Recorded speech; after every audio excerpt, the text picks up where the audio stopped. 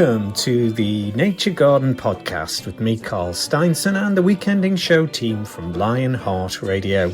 Come along with us as we take a bonny wee wander along nature paths, shorelines, riverbanks, through woods and wetlands, parks and gardens, and it's a chance to hear some great Northumbrian stories. On today's show, spring has sprung and we're celebrating the change of seasons. New shoots and the colours and scents of bulbs in the garden. Tom Pattinson's here to tell us more. Our resident adventurer Tom Cadwallender's watching the early spring birds coming in, and we're joining him on his ever so exotic travels in Costa Rica. And we welcome two new guests to the Nature Garden, John Knox and Dean Smith from the Alnwick Poison Garden, in a series of botanical features you really won't want to miss. Plus some top tips for the garden from Tom P, all coming up on the Nature Garden podcast.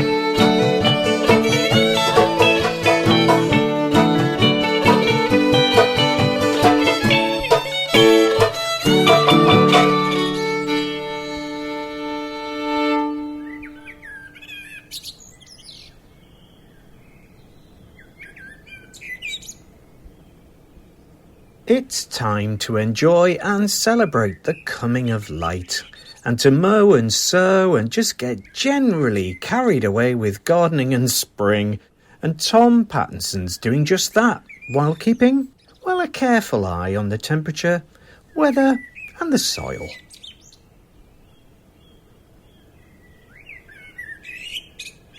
The first weekend in April and the second herald the beginning of a new garden season for many people, but you have to give a little thought before you go out there if you haven't been gardening regularly throughout the year, as many of us do. First and foremost, think about the weather conditions and what you're sowing or planting.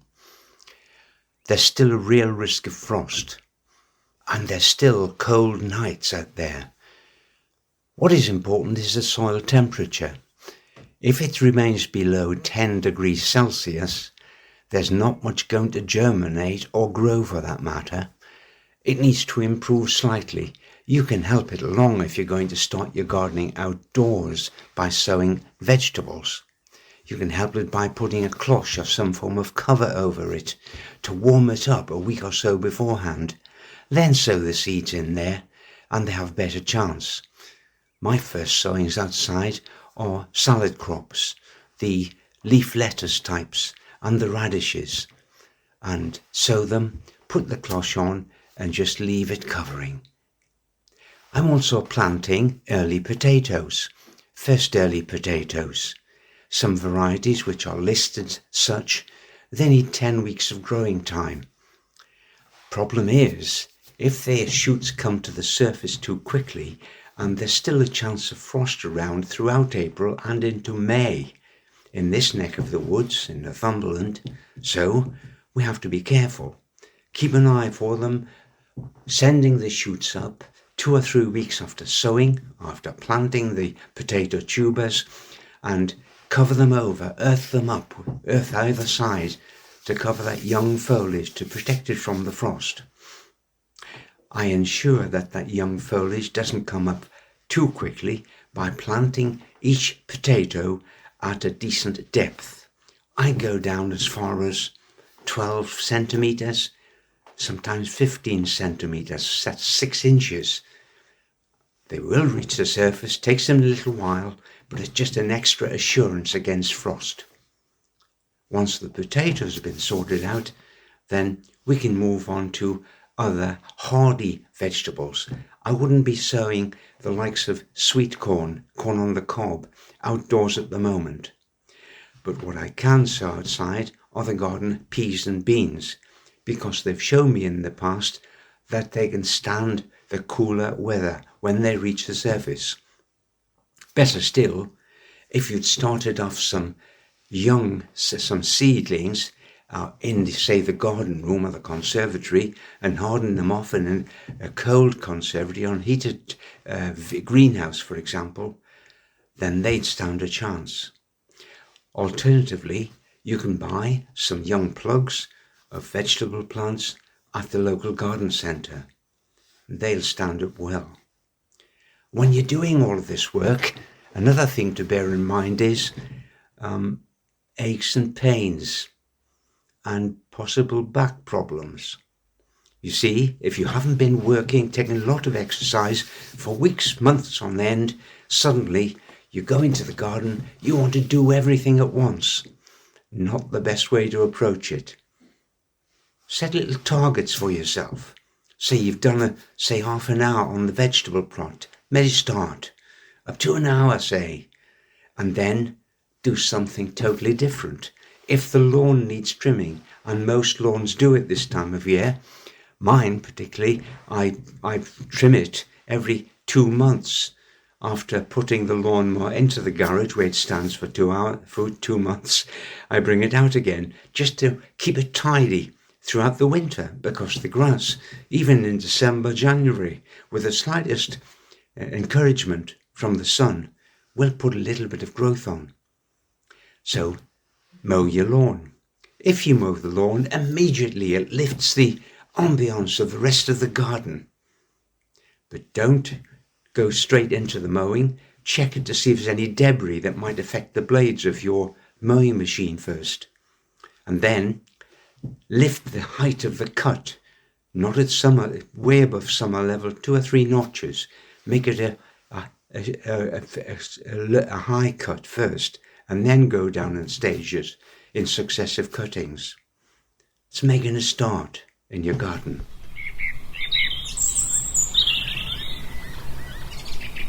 Northumberland's alive to birdsong at the moment as newcomers join our stalwart feathered friends in the gardens and fields from far and wide. And Tom Cadwallender from the British Trust for Ornithology's absolutely loving it.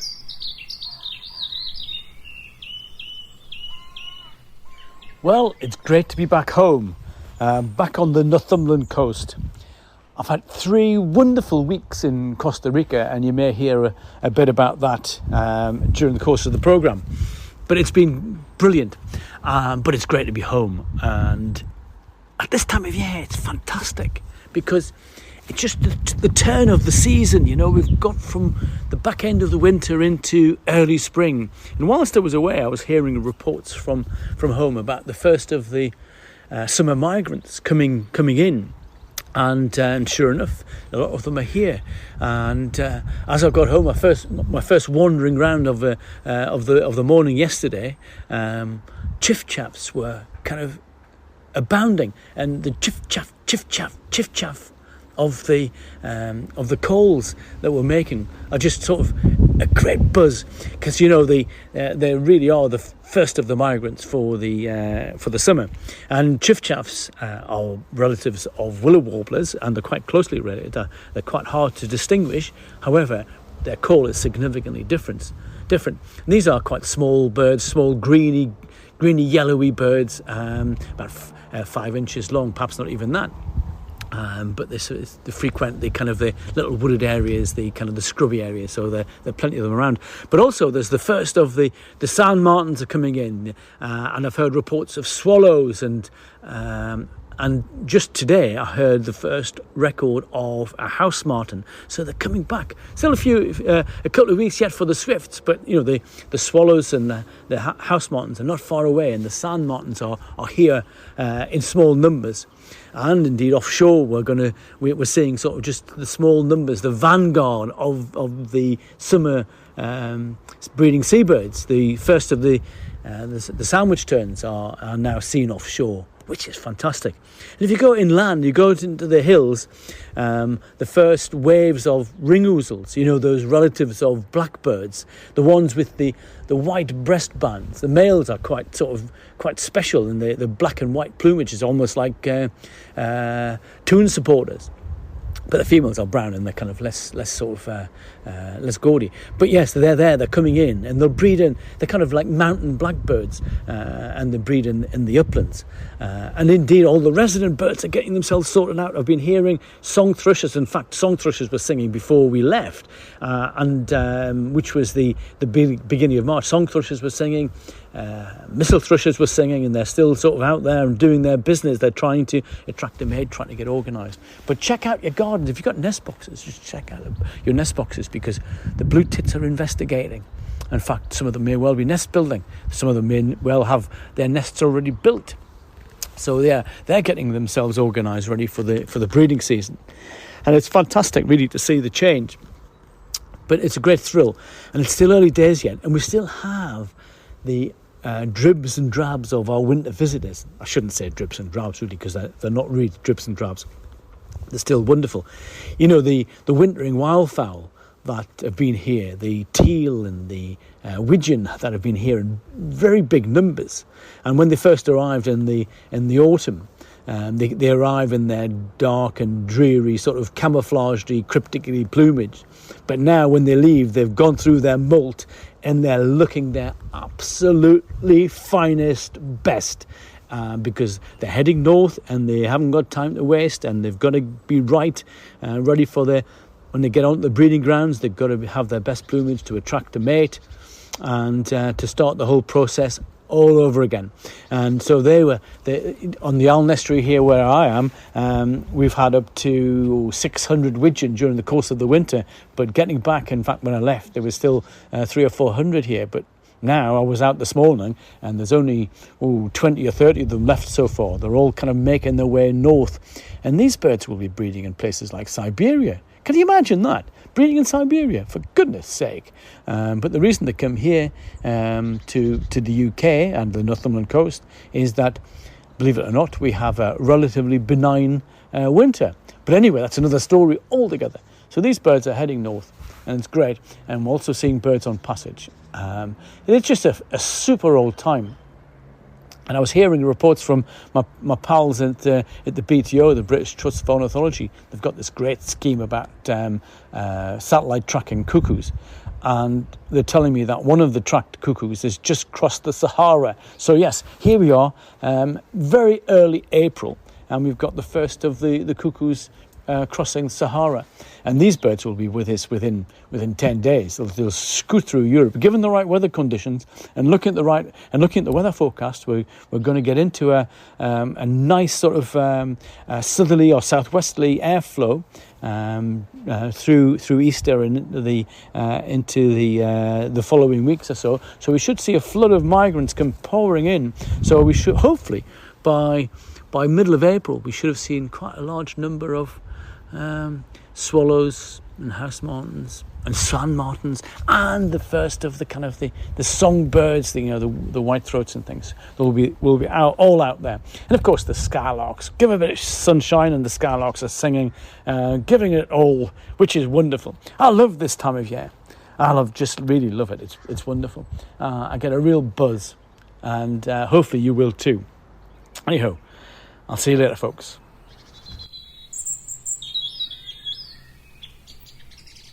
Now, whether it be a bowling green work of art or a much smaller green feature, grass and lawns are a thing we love. And this week, Tom Pattinson's got his eyes firmly fixed on the moss and turf. Continuing with lawns. If you're thinking of making a lawn, this is the ideal time to start. But first you have to decide what type of lawn is it going to be.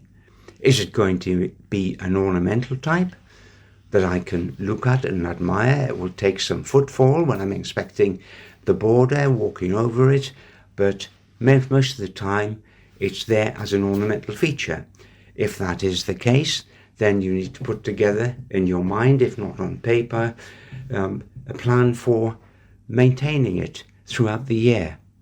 If it's to be a lawn that is utility in nature, that means you have children in the household and they want a place to play, it will receive a heavy footfall, or you want somewhere to hang the washing out, then you don't need to be so fussy and buy the top quality grass seed or lay top quality turfs, because that's the way to do it at the moment. If you want an instant lawn at the moment, you simply go out and buy some turfs of the type that you want, utility or good quality.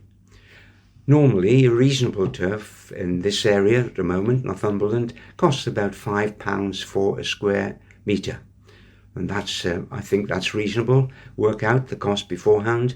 And grass seed is cheaper, but again, it comes in grades, utility, or at the top end, truly ornamental lawn with first-class fescue grasses in.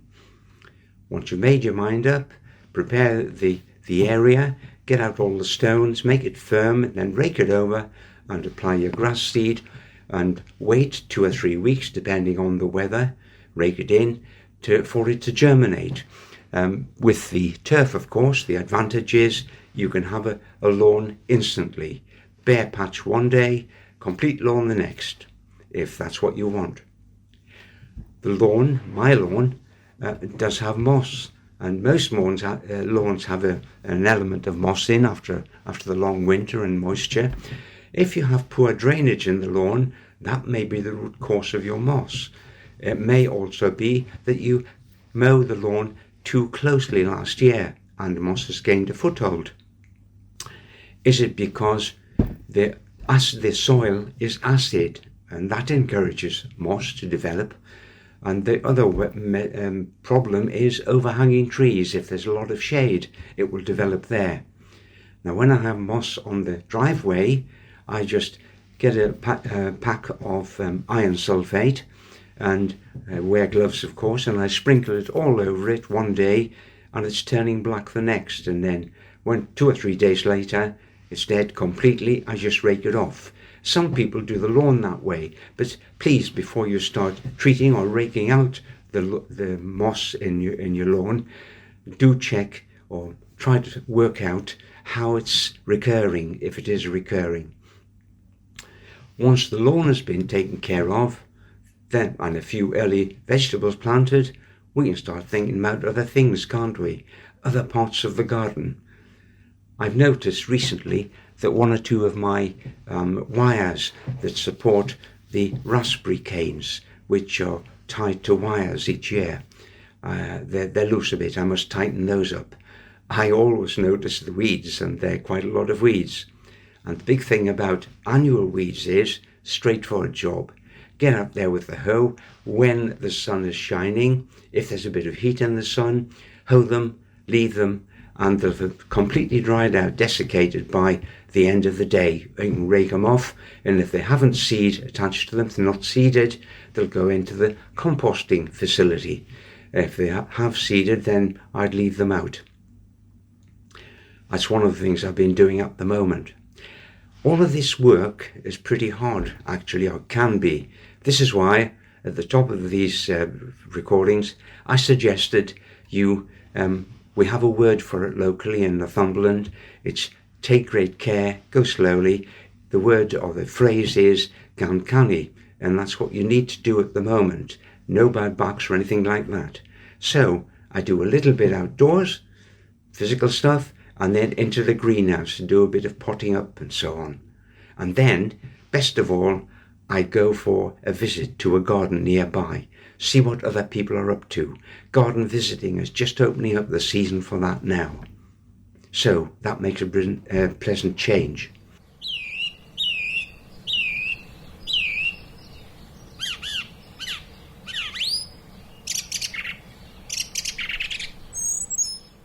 And now we begin a very special series of reports from the legendary Alnwick Poison Garden in Northumberland. Stand by, folks, for an amazing tour of the dangerous world of plants and some sound advice. A very warm welcome to John Knox and Dean Smith. Daffodils. Have you ever noticed how a daffodil bulb and an onion look remarkably similar to one another? If you was to eat a daffodil bulb thinking it's an onion, you will die 8 to 10 hours after consuming it. They contain alkaloids which will attack your stomach and provide you with a slow, painful death. Roman soldiers used to use them if they were captured in battle. They would be transported back to the enemy's camp later that night, where they were sure to face certain interrogation. They used them as a way out. 7 or 8 years ago, a major supermarket chain here in the UK inadvertently put daffodil bulbs and onions next to each other in the aisles. The health scare that it caused changed the law in the way that these daffodil bulbs must be displayed. Unfortunately, just a few weeks ago, another supermarket chain did exactly the same thing with spring onions, leeks and daffodil bulbs. Daffodil bulbs do, however, have quite a good redeeming feature.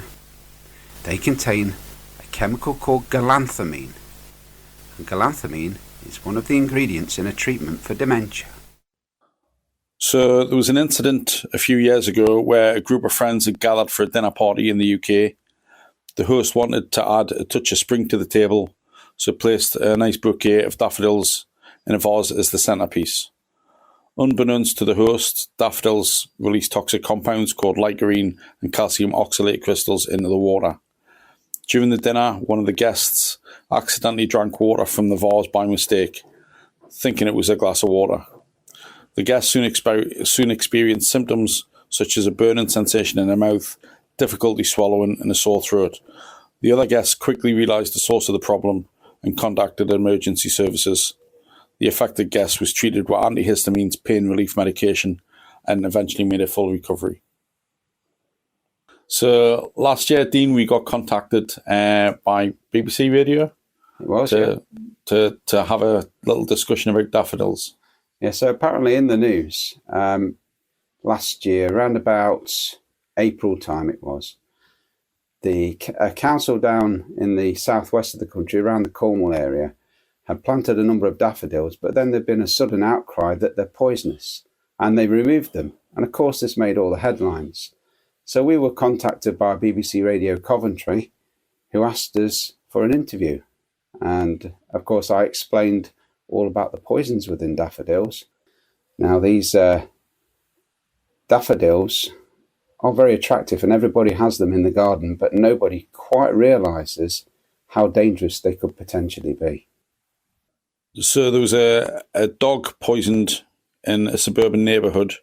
So this curious dog managed to dig up and consume several daffodil bulbs from its owner's garden. The dog soon became lethargic, started drooling excessively and experiencing vomiting and diarrhoea. The concerned owner had rushed the pet to a vet who quickly identified daffodil poison as the cause. The vet induced vomiting to clear the dog's stomach of any remaining plant material and administered intravenous fluids to prevent dehydration. The dog did recover, but it was kind of weak for a good couple of weeks. Wow. This is the thing, people wouldn't necessarily be aware that the dog could be digging up things like that in the garden and potentially poison themselves. They let them out the back door and they've got no idea what could be in their garden. Yeah, and it's a similar thing with a lot of spring bulbs. They've got quite a sweet smell to pets, so they'll be inquisitive and they'll dig them up. And if they haven't got a nasty taste, there's a good chance that they might have a little nibble. And this information about poisonous plants can be found on the dogstrust.org, can't it? Yeah, dogstrust.org, and they've got a big list of plants that are poisonous to cats, dogs, and horses, I think, as well. And I'm assuming from the story that vet had a bit of a familiarisation with what plants could do to a dog. The fact he diagnosed it so quickly. So I'm guessing that some of these vets really are aware of what to do when you bring your dog in like that. Yeah, and it's probably a kind of almost like a monthly thing. At the right time of year, you know that these plants are in bloom, so they're more likely to be, that's the problem. Whereas later in the year, it's going to be another.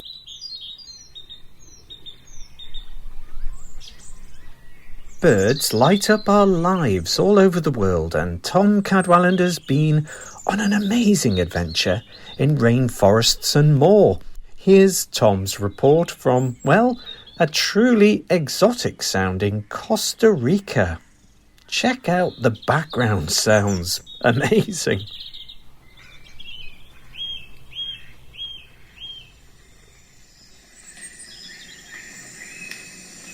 Well, here I am in Costa Rica. What an exotic place it is. We should have been here in March of 2020, but we all know what happened then. The world locked down. And yes, so this is our postponed trip from 2020. So 3 years later, we've actually made it back. But what an amazing country. And you think, well, why did you pick Costa Rica? Well, I love traveling anyway. And I like the Americas. And Costa Rica is in Central America, next to Nicaragua and Panama. And I like Central America. I like South America. It's just amazing. It's very, very cosmopolitan. It's just full of wildlife, full of kind of amazing atmospheres and landscapes. And it's just tremendous. But yes, Costa Rica is just one of the places in the world to go to. It's rich diversity. Its wildlife diversity is absolutely tremendous. Great range of habitats, from the kind of coastal areas of the Caribbean, or the Caribbean as they like to call it, to the Pacific coast. Up north, you have a kind of a dry forest areas. You have wet rainforests, you have cloud forests, you have mountains, you have lowlands. Yes, and there's quite a significant bit of caldera, which are the kind of remnant volcanoes, but they do tell us that the volcanoes are still active, so you just never know what's around the corner. But it's an amazing place, actually. The weather is incredible, actually. We've travelled through quite a mixture. Heavy rain, and really, and I mean heavy rain. We've almost been washed out of places, to great dry areas, and sunny and warm, and you get out on the Pacific coast in the southwest, and you're in the hands of the most humid temperature you can imagine. 100% humidity and temperatures of 38 degrees. Oh, it's incredible. And it's really sapping and it's exhausting at the same time, the whole thing. But it's brilliant. Sunshine, cloud, the works. But yes, why Costa Rica? As I've mentioned, it's an area rich in diversity, fantastic habitats. But there's a great sort of range of species to be found here. My big interest is birds, basically, as you'll remember. And this trip has just been amazing. So far, I've seen over 500 species of birds. And I've travelled with a company called Costa Rica Gateway. And the owner of Costa Rica Gateway is a guy called Kevin Easley. And he's North American, but he's lived in Costa Rica for 20 odd years, and he knows all the nooks and crannies. He knows where all the good birds are. We've seen some incredible things. We've seen some resident species which are kind of native to the Central America. We've also seen quite a number of North American species which have wintered in South America and in Central America, which are now, because it's March, spring's on its way, they've headed they're heading north, and we've seen some amazing migrations. The other day we were out and we witnessed an incredible migration of birds of prey, Swainson's hawks, which are related to our common buzzards. Swainson's hawks are really quite broad-winged hawks. They're butios, so they're not really hawks, but they're butios, buzzards. They've wintered in South America, and they've moved through. And in about half an hour, we'd witnessed about 40,000 birds going through on a broad front. And that, I tell you, is something quite amazing. But from that point of view, we've seen a lot of small American waders on the shoreline. We've also seen lots of American warblers. Now, some of these American warblers are just so colourful, you couldn't believe, the great sort of names. Chestnut-sided warbler was probably one of the most colourful birds we saw. We also seen flame-throated warbler, which is a native to Costa Rica. But we've seen some great sort of exotic things. Resplendent quetzal is a fantastic bird, green and red, with the males have got a tail of about 18 inches long, and they fly through the rainforest, and they're incredibly sort of beautiful birds. But we've also seen some dull-coloured birds. Some of our thrushes, related to some of our thrushes are here. The country bird, the Costa Rican bird, is the clay-coloured robin, or now is the clay-coloured thrush. And this is kind of a beige colour with a bit of whiteness on it. And it's about the size of our blackbird. And this is found absolutely everywhere in almost every habitat. So this is the state bird or the country bird of Costa Rica. It's amazing. It's fun to think that they've got all these parrots and all these macaws and all these kind of crazy things to choose from, and they chose the clay-coloured thrush, which is quite interesting. The Costa Ricans, they're so friendly themselves, and you think, and they're quite flamboyant in a way. And you think, why on earth did you pick this? But they did, and that's the way it is. But also, the country is just full of mammals as well. There's some great things. There's frogs, poisonous tree frogs, black and green tree frogs, tiny little creatures, but they make the noise of the rainforest, of the jungle. And there's yellow frogs, little tiny ones as well, all poisonous. And some of the, in times gone by, some of the natives have used the poison from some of these frogs to make poison darts to collect food. We've also heard lots and lots of howler monkeys, and these are kind of warlike sort of creatures who make great noises through the forest, and you think, goodness me, what's going on there? But actually, they're harmless to humans. But they create quite a significant backdrop. And hopefully, you can hear some of the noises from the forest just around me, behind me, because I'm recording this whilst I'm there. And two species that will stick in your mind about all these kind of rainforesty areas are the sloths. And there are two species of sloth, and there's a two-toed sloth and a three-toed sloth. And these just look, you see them in the trees, and they just look like bundles of twigs, They're not much bigger than small dogs, really, but they can climb at very slow motion. And they're great, and they look so unkempt, but they're incredible. They've got sort of almost human-like faces, but they're kind of, but obviously they're not humans. But they climb at such a slow pace, and as they climb through trees and the insects, and they've got other wildlife. There's one sloth has a number of moth species associated with it, living symbiotically with it. And it's quite incredible. The other species of mammals we've seen are the coyotes, which are four-legged mammals, and they've got long tails, and they're related to raccoons. So the coyotes are kind of cute things, and they have learned to live quite close to man. But some of the more kind of spectacular species are the caimans, the alligators, the crocodilia. So these caimans are really quite a long way around the islands. In any of the wet areas, we'll find caimans. But it's been an amazing experience, and one which kind of has become all the more kind of special because of our having to delay it because of the COVID lockdown. And I'm so glad we've got to see these things. Over 500 species of birds are goodness knows how many species of mammoths. It's been an amazing thing. One of the birds I really wanted to see was the royal flycatcher. Quite an indistinct species, but it's one of my kind of favourites. But actually, the real favourite was the catalyst who was wanting to come to Costa Rica, and that was the resplendent quetzal. The name is wonderful, and as I mentioned earlier, it is just an amazing bird, green and red underneath, and the males have got these very, very long tails. We saw them in one or two places of rainforests in the highlands, and some of the highlands are up to 14,000 feet, and it's incredible. And it's cold as well. You contrast that with 38 degrees in the lowlands to kind of 2 to 3 degrees on the kind of the mountainous areas of the Talamanca range, just south of San Jose, the capital. But yes, it's been a great treat and a great delight. We'll be home in a couple of days and back to the UK weather and early spring, and I'm looking forward to that because a lot of the spring migrants will be coming in. But what a great sort of experience it's been, all told. And I love it. It really is. Great thrill to me. Great stuff. Thanks, folks. Bye.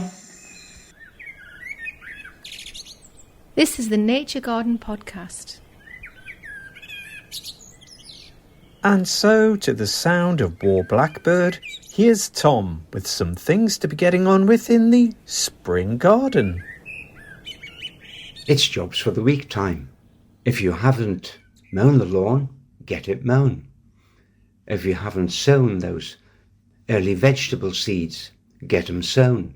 And plant the potatoes, of course. When that's finished, I'm sure you'll find plenty other jobs in the garden. The greenhouse has daily attention from me at the moment.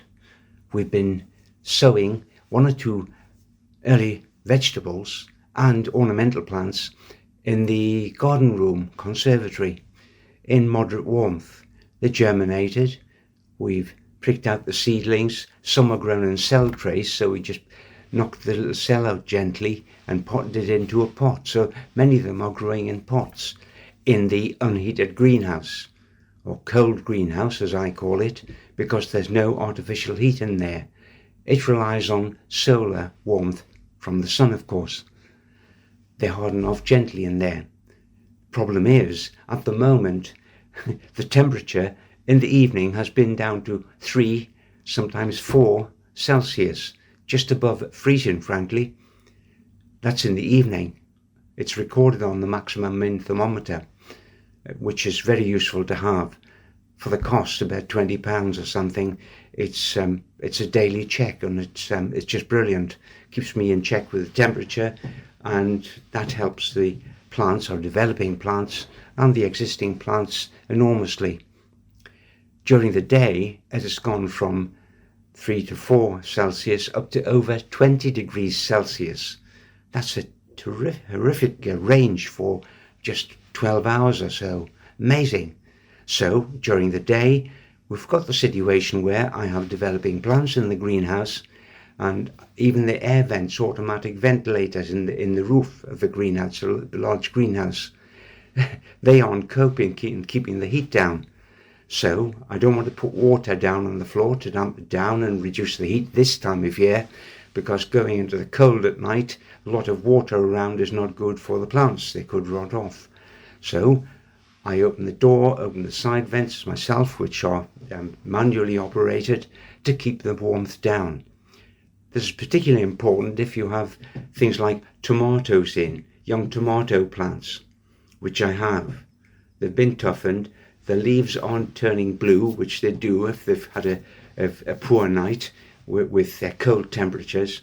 So it's a balancing act, keeping the warmth down at the height of the day in a greenhouse, and closing up about 2 o'clock, 2:30, to build up a head of warmth for the evening to see them through the frosty nights. That's key to me at the moment. What else am I doing? Well, I'm potting up, pricking out, potting on plants as they develop. I'm out in the garden. Most days I'm looking around the shrubs. There's good displays at the moment, and particularly from the Forsythia, the yellow forsythia, still out flowering its socks off, beautiful. The yellow, golden, the ribes, flowering currant, I have it in pinks and reds, and that's attractive too. And of course the bees are enjoying it. So enjoyment is part of your jobs for the week. Take a little time out now and again. Don't be working all of the time. Gardening, it's a mental thing really. Tending it can bring a diversity of mental and physical rewards. But there are occasions when the sense of urgency, I must do the weeding, I must do some more mulching around the fruit trees, which I'm doing at the moment, by the way. I'm bringing lots of well-rotted organic matter from the stables where we keep a horse, and that is spreading beautifully. That retains moisture during the summer, suppresses weeds, and put on in the autumn as well, a second dose in the autumn, it keeps relative warmth in the soil, which the plant benefits from. That's the fruit trees and the bush fruits as well, the black currants, the red currants, and the raspberries. I've just been mulching them this week. They have a lot of surface roots, raspberries, and this helps a great deal. So take a break from that. Go to the local garden centre, see what plugs they've got in. Plant plugs, vegetable plugs, and ornamental plant plugs as well. And get them potted up when you come home. Head start for you. Get out to see the marvellous displays of daffodils in parkland and in gardens open to the public. And most of all, this within a couple of weeks, I'll be looking to going into the Alnwick Garden nearby, and they have 329 Taihaku cherry trees in an orchard, the great white cherry, and their canopy is just about meeting, so it's like walking down a tunnel under all of this beautiful white cherry blossom. Brilliant. Whatever you're doing over the coming week, enjoy your gardening. You've been listening to gardener Tom Pattinson and birder Tom Cadwallender from the British Trust for Ornithology, and John Knox and Dean Smith from the Alnwick Poison Garden.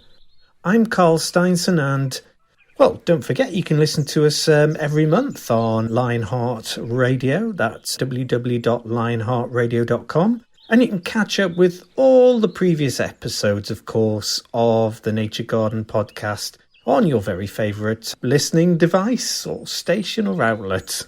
It's great to be back, and welcome if you're a first-time listener. Enjoy your gardening and time outdoors with nature. Bye for now.